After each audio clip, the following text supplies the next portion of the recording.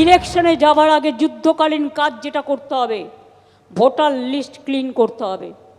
Voter list clean করতে হবে, তা নাহলে ইলেকশন যাওয়ার কোনো প্রয়োজন থাকবে না। P4 insulated water tanks, kitchen and bath fittings, বিশুদ্ধ জল, সুস্থ জীবন, P4 আজীবন। ভয় পাবেন না, যেখানে যেখানে অনলাইনে সব করেছে একটা এজেন্সিকে দিয়ে করানো হয়েছে, ওরা একটা এজেন্সি পাঠিয়েছে বাংলায়। আমি যতদূর খবর জোগাড় করতে পেরেছি, সম্ভবত অ্যাসোসিয়েশন অফ বিলিয়ন মাইন্ডস বলে একটা কোম্পানি আছে, এবং কোম্পানি ইন্ডিয়া 360 সাবসিডিয়ারি নামে এখানে ওদের অনেক লোক পাঠিয়েছে, এজেন্সি খুলেছে। এদের অনলাইনের কারসাজিটা আপনাদের আমি দেখাচ্ছি।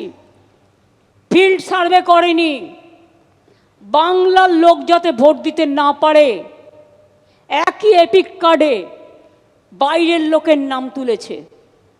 তার মানে বাংলার লোকটা যখন ভোট দিতে যাবে তার ভোটটা বাইরে থেকে এসে সে দিয়ে দেবে।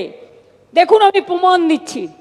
ধরুন একটা নাম, মুর্শিদাবাদে রানীনগরে বাড়ি, মোহাম্মদ সাইদুল ইসলাম। এর এপিক কার্ড নাম্বার যেটা আছে ওয়েস্ট বেঙ্গলে, তার সাথে কানেক্ট করেছে নাম সোনিয়া দেবী। তার বাড়ি কোথায়? তার বাড়ি হচ্ছে হরিয়ানা। আধার কার্ড কেলেঙ্কারি করেছে, আধার কার্ডটা ওদের হাতে। একই এপিক নাম্বারে বাংলার ভোটারের যেখানে নাম আছে সেখানে হরিয়ানা, পাঞ্জাব, রাজস্থান, বিহার সব নাম ঢুকিয়েছে, রেলে করে নিয়ে আসবে। This is the plan.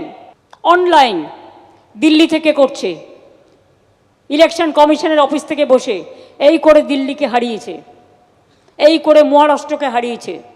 ওরা এই খেলাটা ধরতে পারেনি, কিন্তু আমরা এই খেলাটা ধরতে পেরেছি। বাংলার মানুষকেও আবেদন করব, আপনারা আপনাদের ভোটার লিস্টটা দেখে নিন প্লিজ দয়া করে। তা নাহলে যে কোনো দিন এনআরসির নাম করে এবং ক্যান নাম করে আপনাদের কিন্তু নামটা ছল চাতুরি করে কেটে দেবে। আর যারা এই কাজটি করেছে আমি হাতে নাতে ধরবো কিন্তু ব্লকগুলো, কিন্তু তার জন্য আমার ডকুমেন্ট চাই, এভিডেন্স চাই। অনেকে আরও তার দায়িত্ব পালন করেনি, সবাই করেনি এ কথা আমি বলবো না, অনেকে নিশ্চয়ই করেননি।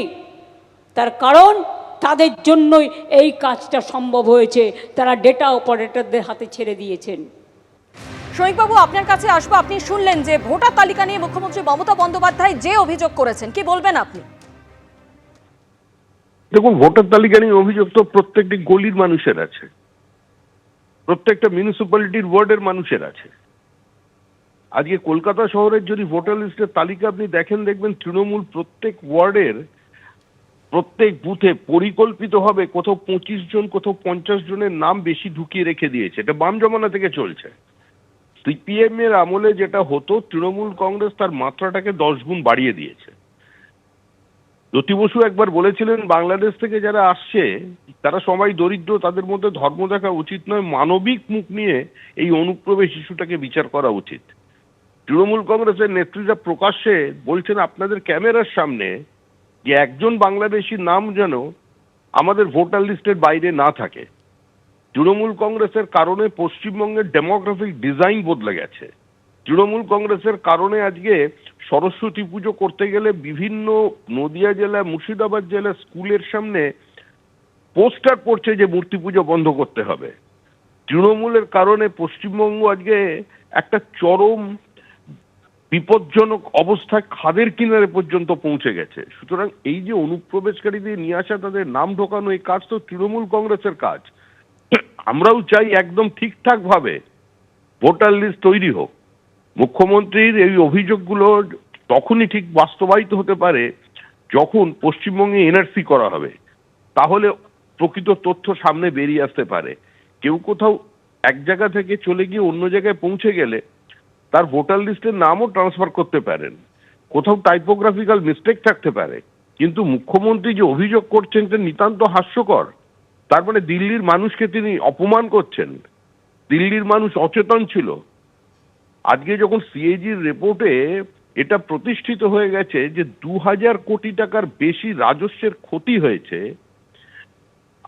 সেখানকার লিকার স্ক্যামে, আজকে তারপরে দিল্লির সচেতন মানুষ যখন সেখানকার মুখ্যমন্ত্রী, যিনি রাজনীতিতে নতুন ধারা নিয়ে আসবেন বলেছিলেন, সমস্ত রাজনৈতিক দলকে যিনি চোর বলেছিলেন এবং দুর্নীতিগ্রস্ত বলেছিলেন রাজনৈতিক কর্মীদের, সেই অরবিন্দ কেজরিওয়ালকে যখন দিল্লির মানুষ পরাজিত করেছেন, সেই পরাজয়টাকে মুখ্যমন্ত্রী মেনে নিতে পারছেন না। মুখ্যমন্ত্রী জানেন যে মিথ্যাচারের মধ্যে দিয়ে যেভাবে অরবিন্দ কেজরিওয়াল পরাজিত হয়েছেন, যে এখানেও সে ঘটনাটা কিন্তু ঘটতে চলেছে। ওখানে মানে ভাই চলে গেছেন আর এখানে এবার দিদি ভাই চলে যাবেন, এটা প্রতিষ্ঠিত। সেই আতঙ্কের থেকে এই কথা বলছেন। পরাজয়ের আগেই তিনি হার মেনে নিয়েছেন। এই অবস্থার ভিত্তিতে আজকে প্রত্যেকে তার তার নিজস্ব মতামত রাখছেন, নিজের দলের আভ্যন্তরীণ সমীকরণকে ঠিক রাখতে গিয়ে এবং এই মুহূর্তে পশ্চিমবঙ্গের বিভিন্ন জ্বলন্ত সমস্যা থেকে হ্যাঁ, মানুষের দৃষ্টিকে ঘোরানোর জন্য তিনি ভোটার লিস্টকে হাতিয়ার করেছেন।